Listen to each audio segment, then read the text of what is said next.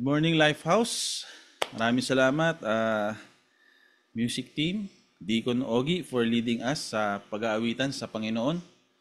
Glory to God, and isa pong mapagpalang umaga sa bawat isa po sa atin dito sa Lifehouse Church, no? And sa umaga pong ito, we are going to explore, no, one of the most or basic, no, or fundamental aspect of our Christian life, no, and or our Christian faith, no. Ang ating pong pag-uusapan is about worship, no. Kaya ang title po ng ating sermon for this morning is The Heart of Worship, Biblical Understanding. Bago po tayo mag-dive in sa ating passage sa umagang ito, tayo po muna lumapit sa Panginoon sa panalangin. Let us pray. Aming Ama, makapangyarihan sa lahat, Sovereign God, we acknowledge, Lord, your power, your rule, your authority, Lord, in our church, O God, in our lives, O God.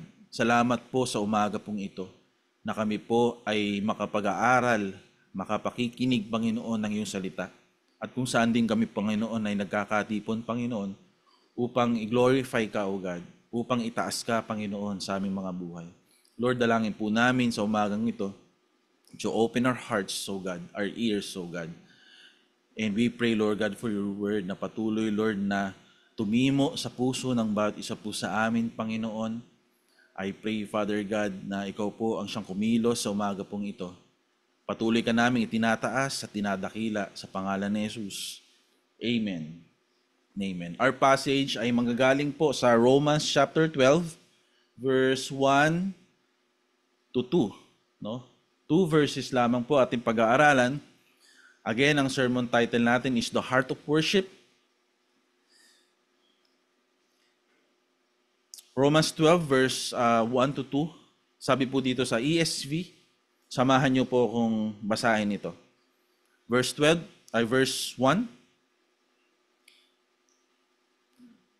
I appeal to you, therefore, brothers, by the mercies of God, to present your bodies as a living sacrifice, holy and acceptable to God, which is your spiritual worship.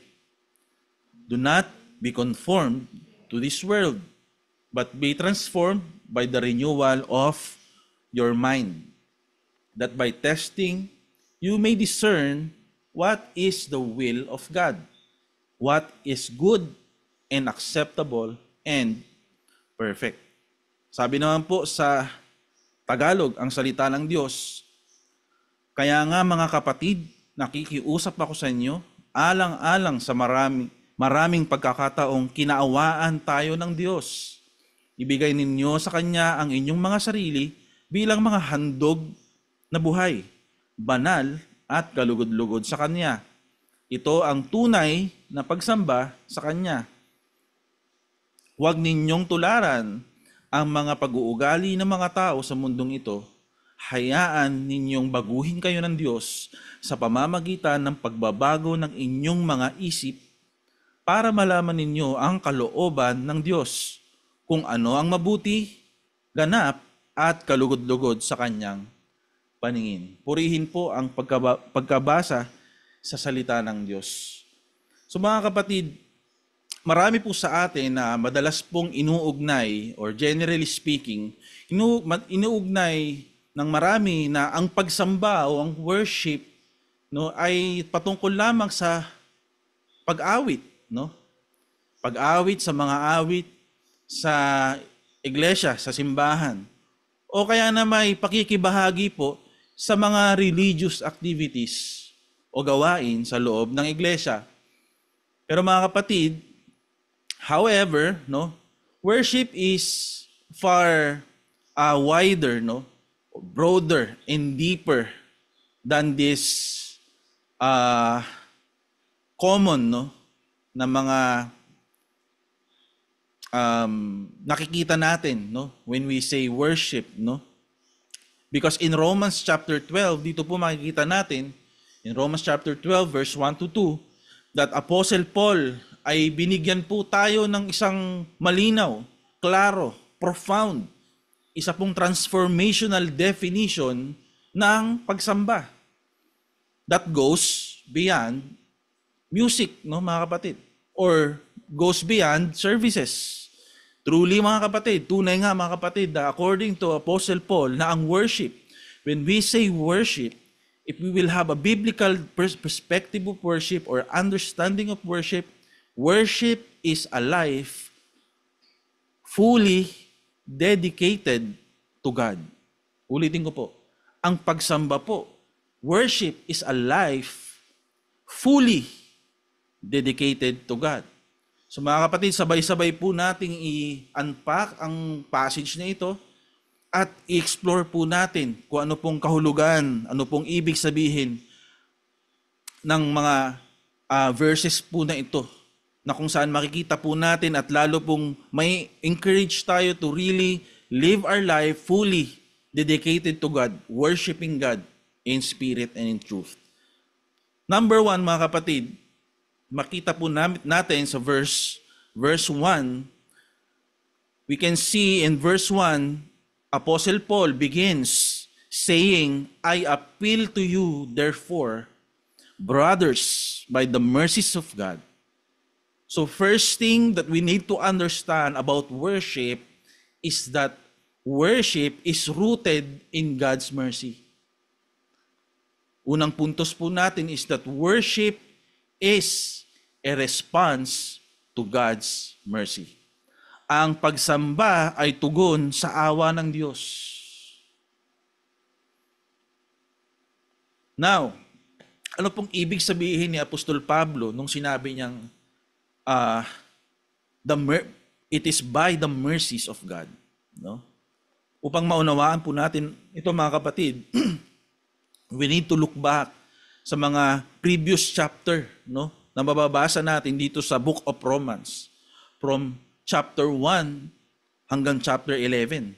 Makikita natin dito ni si Apostol Pablo ay diligently, talagang masikap niyang ipinababatid sa mga sulat niya na ito.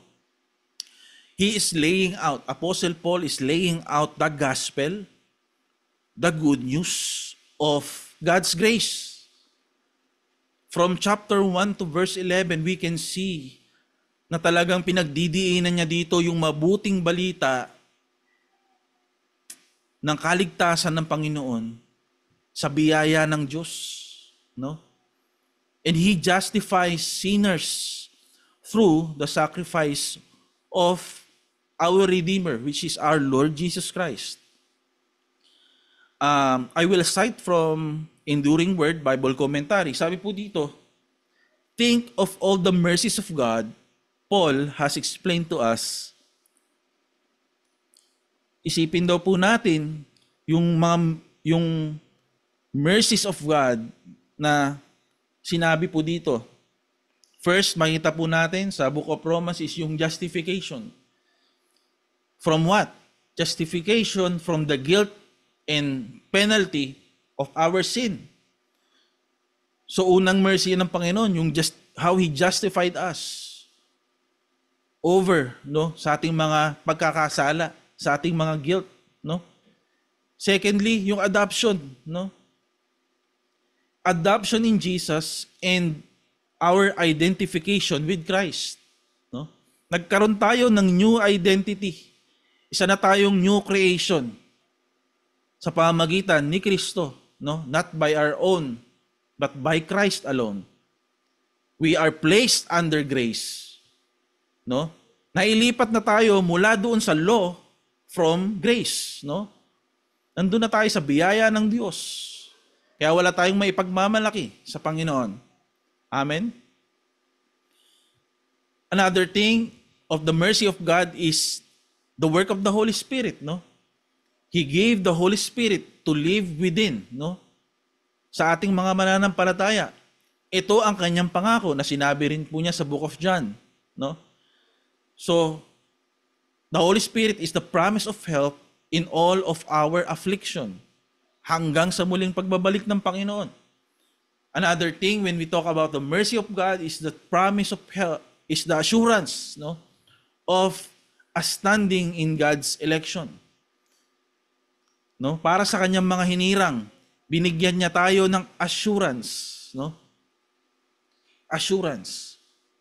Another thing about the mercy of God is that He gives us confidence. Meron tayong kumpiyansa na sa muling pagbabalik ng Diyos, ang kanyang mga hinirang ay kanyang makakasama. In that confidence, binibigyan tayo ng pangako, there's no separation from the love of God. No?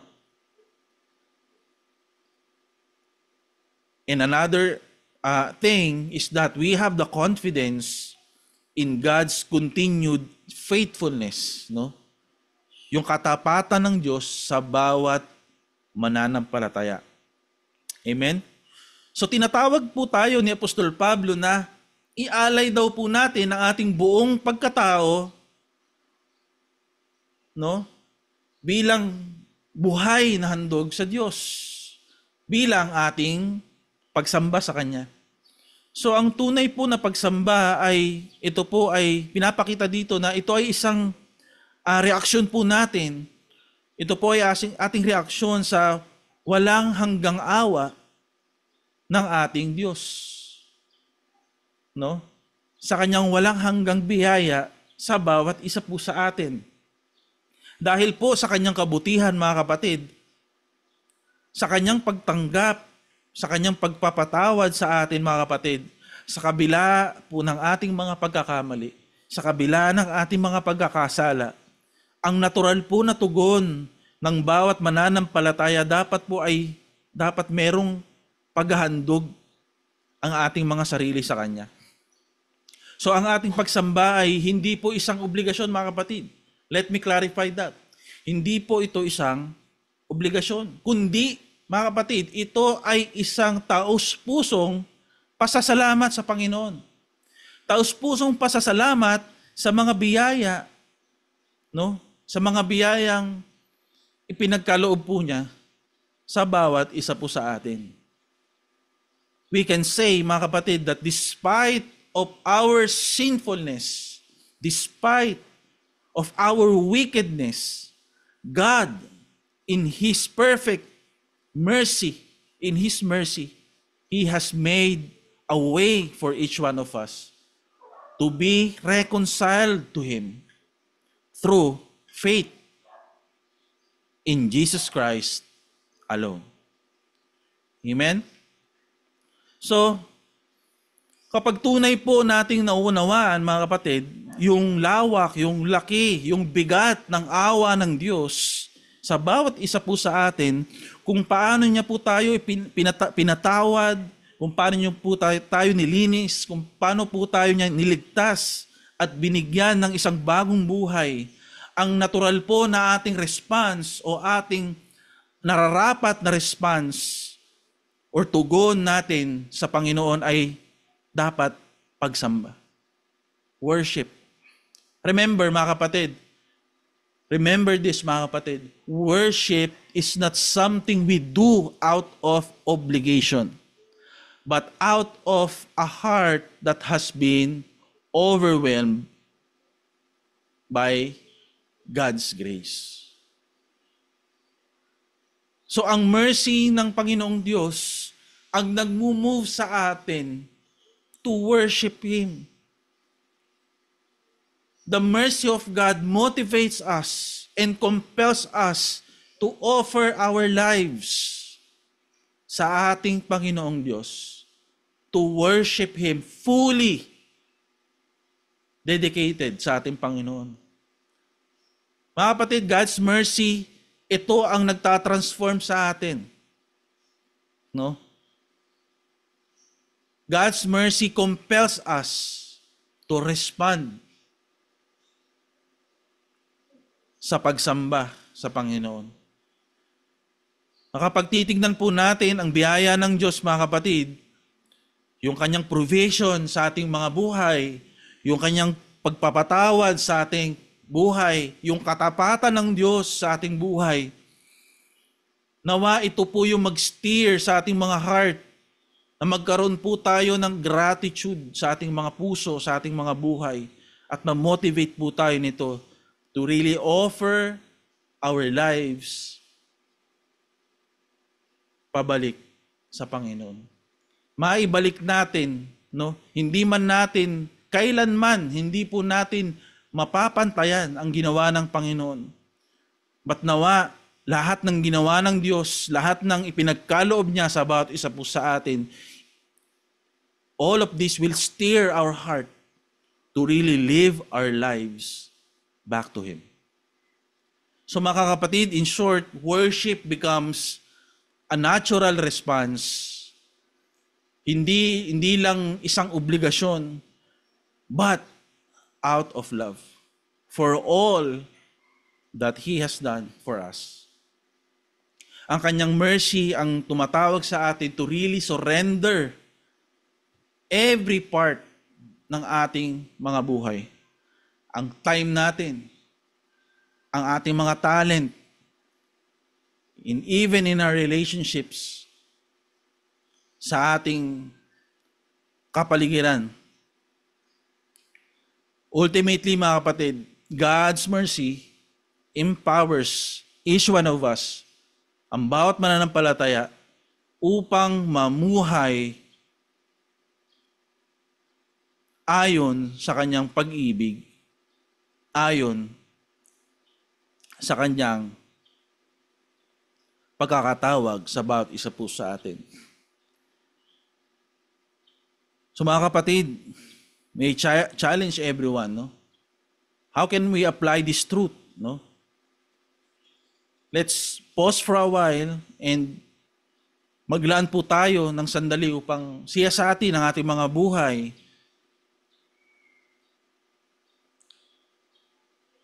Bilang tayo ay nasa biyaya ng Diyos, no? Let's ask ourselves, sa paano bang paraan ba ipinakita ng Diyos ang kanyang awa sa bawat isa sa atin? No? Kasi mga kapatid, sa mga pagkakataong tayo po ay nagkasala, nabigo o dumaan sa mga matitinding pagsubok, yung awa po ng Diyos ay lagi pong nariyan. Nandyan upang magbigay ng kapatawaran, lakas at pag-asa sa bawat isa po sa atin. Kung paano niya tayo pinapatawad at kung paano niya tayo dinadala patungo sa kanyang kalooban, ito ay isang patunay, mga kapatid, na patunay, no, ng kanyang walang hanggang awa. Kanyang walang hanggang biyaya sa bawat isa po sa atin. Kasi mga kapatid, when we understand how deeply we've been forgiven, how deeply we've been loved by God, our worship becomes a heartfelt response, not just a ritual. Hindi lang ito nagiging isang, gaya ng sinabi natin kanina, obligasyon o mga rituales, no? Pero ito ay nagiging heartfelt response towards God's mercy sa ating mga buhay. Second thing, in verse 1, in the same verse, Apostle Paul continues. He said to present your bodies as a living sacrifice, holy and acceptable to God, which is your spiritual worship. Another thing is that worship involves the whole person. Ang ating pagsamba, no, is dapat merong buong pagkatao, no? Sa Romans 12 verse 1, makita po natin that hinihikayat po tayo ni Apostol Pablo na ialay natin ang ating mga katawan bilang buo at buhay na handog, no? Ito po ay isang pagsamba, no? Hindi lamang siya isang, no, nakasanayan, no, na tuwing linggo, no? Hindi lang ito basta isang ordinaryong activity o nakasanayan ng bawat isa sa atin every Lord's Day, no? Kundi ang pagsamba ay isang pamumuhay na nakatuon, nakafocus sa ating Diyos. So pinapakita po ng mga talatang ito, mga kapatid, na ang tunay pong pagsamba ay nangangailangan ng buong pagkatao. When we say buong pagkatao, it means ang ating katawan, ating isipan, ating mga damdamin, yung ating kalooban ay dapat maglingkod, sumamba sa ating tunay na Diyos. Ibig sabihin, yung ating araw-araw na buhay. Kaya sinasabi natin, hindi lang tuwing Lord's Day. Yung ating araw-araw na buhay, yung ating mga desisyon ay isang dapat nagpapakita ng isang patuloy na pag-aalay ng ating mga sarili sa ating Diyos. So worship, according to Paul, it is not merely about our emotions or our thoughts, no? But it involves the whole person. Yung pinapakitang pagsasalarawan dito, yung pagpasasalarawan dito ni Apostol Pablo, as offering our bodies as a living sacrifice, pinopoint po niya dito yung sa Old Testament na practice, which is offering sacrifices to God. He's referring to that, no? But the key difference, ang pinagkaiba nito is that Old Testament sacrifice was or were dead. Ang mga sinasakripisyo is dead, no? They were animals slain on an altar. Yun yung pinagkaiba dito. Kasi in the New Covenant, our sacrifice is living. Quote and quote. Ang sacrifice is living. Ibig sabihin, hindi tayo nag-aalay ng patay na handog. Does it make sense, mga kapatid? Inaalay natin ang ating mga buhay. Ang ating katawan, ating isipan, ating oras, yung lakas natin, yung mga relasyon natin, yung mga gawain natin, lahat ng ito ay inaalay natin sa Kanya. So ang pagsamba, mga kapatid, ay isang buhay na pagkakaloob o paghahandog kung saan ang bawat bahagi ng ating mga buhay, mga kapatid, ay ginagawan natin or ginagamit natin para sa kaluwalhatian ng ating Diyos. Amen po? So, si Apostol Pablo, sinasabi po niya that our bodies are to be what? Holy and acceptable to God. Ibig sabihin nito na lahat ng parte talaga ng buhay natin, buo, no? How we live, how we work, how we speak, how we interact with others, it can be an act of worship when we offer it to God. No? So we can say that worship is not limited. It is not limited to a church service or a song that we sing. Worship is the way we live our daily lives. Ulitin ko po. Worship is the way we live our daily lives. Now, how can we live a life? No? Paano tayo makapamumuhay ng isang buhay na mayroong buong pagsamba sa Diyos? No? Alalahanin po natin, mga kapatid, yung mga iba't ibang aspeto ng ating mga buhay. Yung ating mga trabaho, yung ating tahanan, yung mga relasyon natin, at simulan po nating itanong sa ating mga sarili, iniaalay ko ba ang mga bagay na ito sa aking Diyos? Sa Diyos ko ba inaalay ang mga bagay na ito? Mga kapatid, ang tunay pong pagsamba ay hindi lamang nakatuon sa mga seremonya, mga rituales, kundi ang tunay na pagsamba is yung araw-araw na paghahandog ng ating mga gawa at desisyon sa Kanya sa pamamagitan ng Kanyang biyaya, no? Na lahat ng ito ay merong layunin na magbigay luwalhati at maglingkod ayon po sa Kanyang kalooban. Again, by His mercy and by His grace. So mga kapatid, worship involves everything we do for God's glory.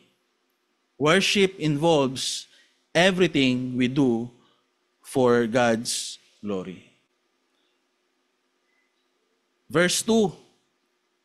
In Romans 12 verse 2, Paul continues, sabi niya, "Do not be conformed to this world, but be transformed by the renewal of your mind." By the renewal of your mind. So worship is hindi lang basta buong pagkatao, but worship also is about transformation and not conformity. Ang pagsamba ay tungkol sa pagbabago, hindi sa pagsunod ng nakasanayan. So worship, hindi lang po ito outward act, but this is an inward or inward transformation, no? In other words, mga kapatid, worship is about being conformed to the image of our Lord Jesus Christ, not the pattern of this world. In Romans 8, verse 29, sabi dito, "For those whom He foreknew, He also predestined to be conformed to what? To the image of His Son, in order that He might be the firstborn among many brothers." So conformed, to be conformed in the image of His Son. Even in Colossians chapter 3, verse 9 to 10, sabi dito, "Do not lie to one another, seeing that you have put off the old self with its practices, and have put on the new self, which is being renewed." Being renewed in knowledge after the image of its Creator. I will quote on again from Enduring Word, sabi dito sa Bible commentary niya. When Paul says, "Do not be conformed to this world," ibig sabihin, winawarn niya tayo doon sa world system. To be conformed to this world, it means yung world system, the popular culture, yung manner of thinking, no, ng mundo, which is rebellious to God, or rebellion, merong rebellion against God. This will try to conform us to its ungodly pattern, and that process must be resisted. Dapat may resistance tayo dito. Kasi madalas na pinahahalagahan po, ito po yung sistema ng mundo. And we are all aware of this. In our workplace, in our school, everywhere we go, madalas pinahahalagahan ng mundo yung tagumpay, kasiyahan, no? May mga motto sila, no? "Wala akong pakialam, basta masaya ako. Sundin mo ang puso mo." Ganun ang mga tagline ng mundo eh. Doon ka kung saan ka masaya. No? Kasiyahan, kapangyarihan, kaya maraming no? Korupsyon. Dahil gusto ng kapangyarihan. Ano pa? Yung pagiging sapat sa sarili. No? Okay na ako dito, no? Kaya kong bilhin ang lahat ng gusto ko. No? Pero mga kapatid, yung pagpapahalagang ito po ay salungat. Ito po ay madalas. Ito po ay kalaban. Madalas kalaban sa kalooban ng Diyos para po sa ating mga buhay. No? And same goes for all of us, mga kapatid. Hindi po tayo exempted dito. Dahil maraming beses, to be honest, if you will be honest, kung magiging honest tayo today, I know, maraming beses sa buhay po natin, mas higit na nangingibabaw sa buhay natin yung mga bagay na to. Tagumpay, kasiyahan, kapangyarihan, katanyagan, posisyon, estado, kasapatan, passion, hobbies, etc. Ang daming kakompetensya ng Panginoon sa atin. And I am guilty of this. And I know a lot of us are guilty of this. No? Na itong mga bagay na itong madalas nangingibabaw sa ating mga buhay. Sa halip na paglilingkod, sa halip na pagdalo sa gawain ng iglesia, sa halip na pakikibahagi, pagsunod sa kalooban niya, sa halip na pagdidisipulo, sa halip na pagbabahagi ng ebanghelyo, or paglalaan ng oras sa Biblia at pananalangin, o mga bagay na may kinalaman sa kaharian ng Diyos, para bang ang lahat ng ito ay kinakain o natatabunan ng mga sistema ng mundo. Ang prayer ko, mga kapatid, sa bawat isa sa atin is huwag tayong kainin ng sistema.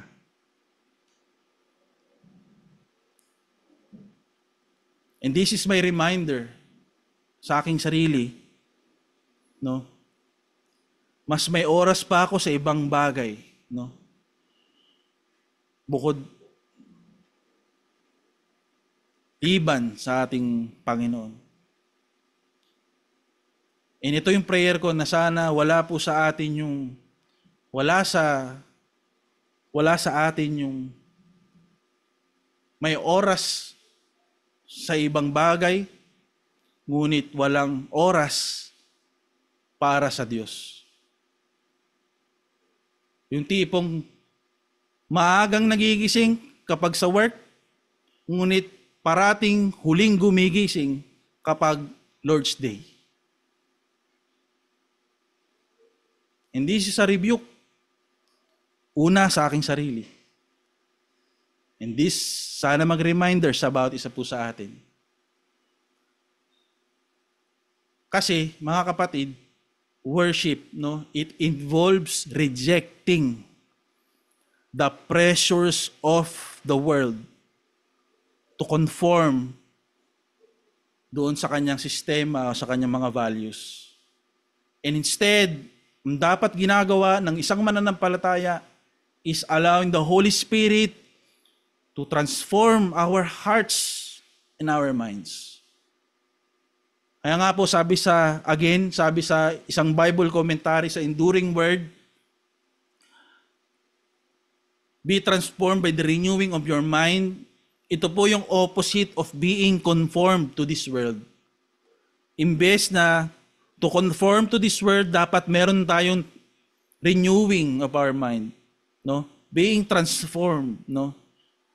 So the battleground, sabi dito, between conforming to the world and being transformed is within the mind of the believer. So, ano ibig sabihin?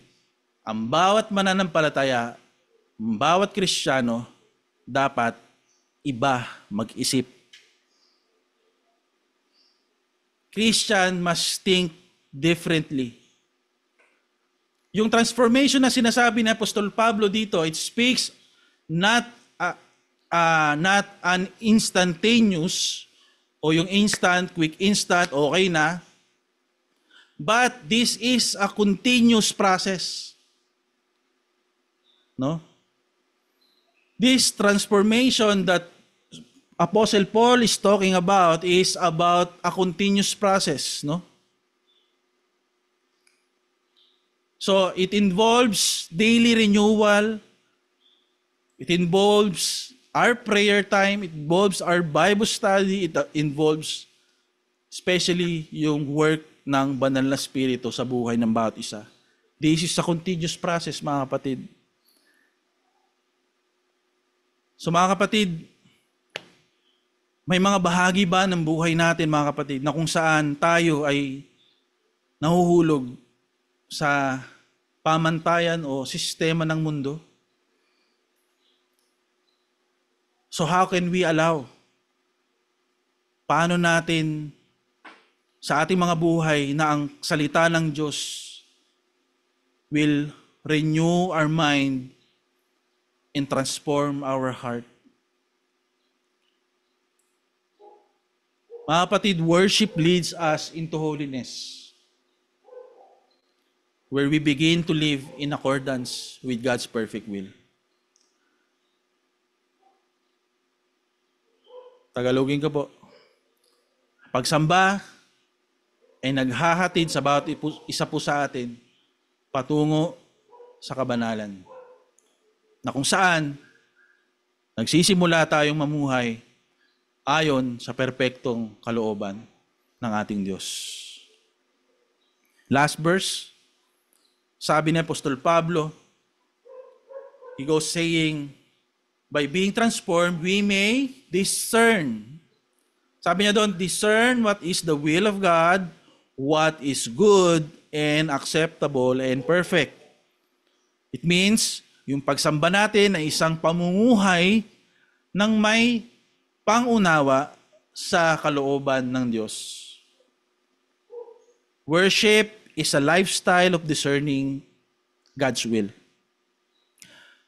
Tuwing inaalay po natin ang ating mga buhay sa Diyos sa pamamagitan ng Kanyang biyaya, isa po sa mga bunga, isa po sa mga resulta nito ay nasisimulan po nating maunawaan yung kalooban ng Diyos. Or binibigyan o pinahihintulutan tayo ng Diyos na maunawaan natin yung Kanyang kalooban at hindi lang basta maunawaan o magawa natin yung kalooban niya, ngunit maunawaan din natin una kung ano ang mabuti, kung ano ang katanggap-tanggap nararapat sa ating Panginoon. I believe worship enables us to understand not just what God wants for us, but what is good and acceptable for Him. Mga kapatid, ang tunay pong pagsamba, it involves learning to think like Him, to love like Him, and to hate what God hates.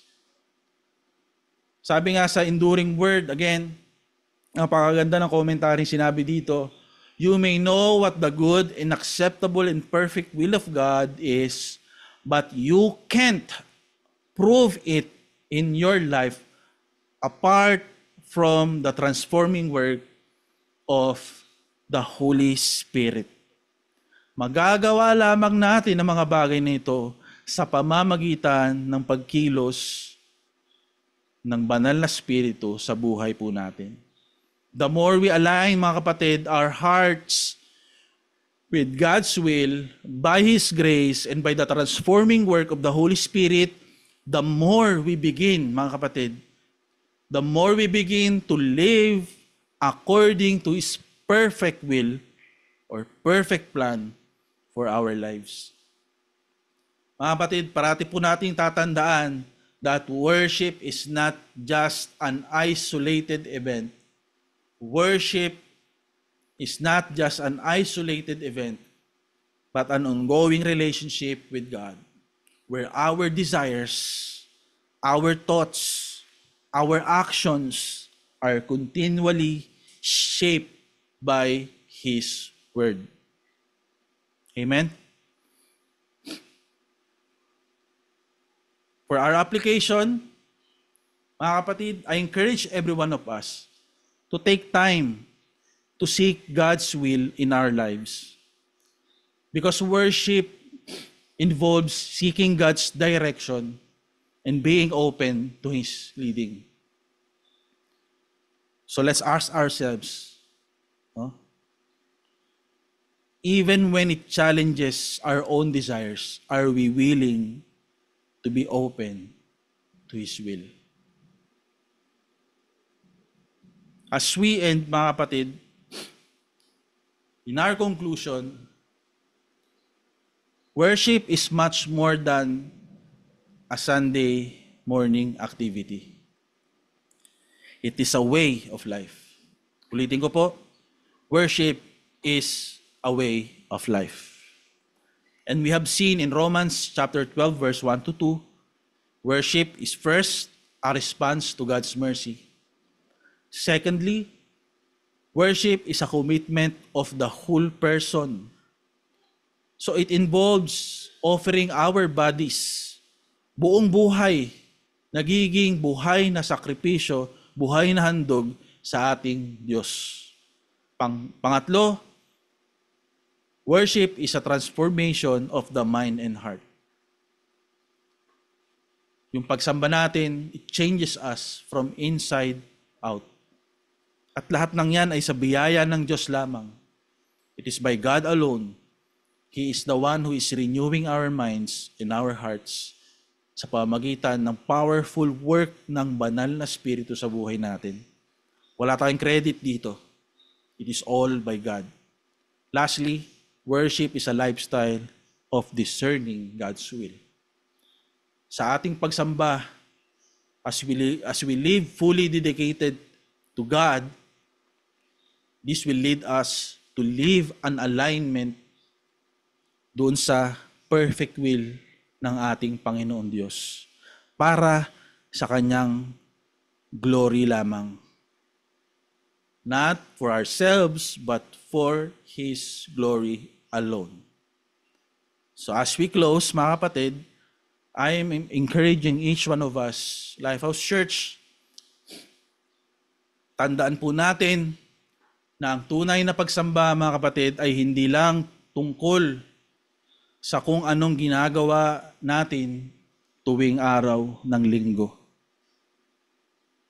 o tuwing araw ng Panginoon. Ngunit, kundi kung paano tayo mamuhay bawat araw, bawat sandali.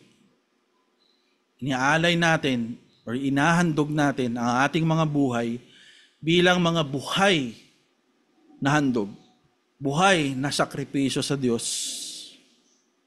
Nawa ang ating pagsamba ay magsilbing salamin.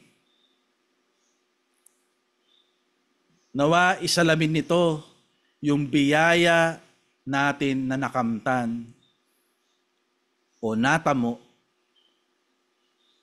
at ng pagbabagong ginawa ng Diyos sa ating mga buhay. Tayo po ay manalangin sa Panginoon. Panginoong Diyos, kami po ay nagpapasalamat sa iyong mayamang biyaya, sa iyong pagmamahal, sa iyong pag-ibig na sadyang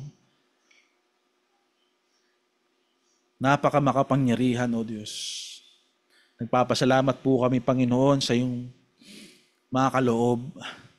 Salamat sa iyong biyaya, O Diyos. Salamat po sa iyong kaligtasan na pinagkaloob sa amin sa pamagitan ng aming Panginoong Hesukristo. Panginoon, tulungan niyo po kami to offer our lives as a living sacrifice, holy and acceptable to your sight. Transform our hearts, Lord, daily. Transform our hearts, our minds, sa pamamagitan ng iyong salita. And guide us, Lord, to live a way that honors you, that glorifies you. Panginoon, may our lives reflect true worship. May our lives reflect our true worship. Not just in what we say, not just in how we live, but by your grace, by your mercy. Salamat, O Diyos. Sa iyo po ang lahat ng papuri. Pasalamat sa pangalan ni Jesus. Amen.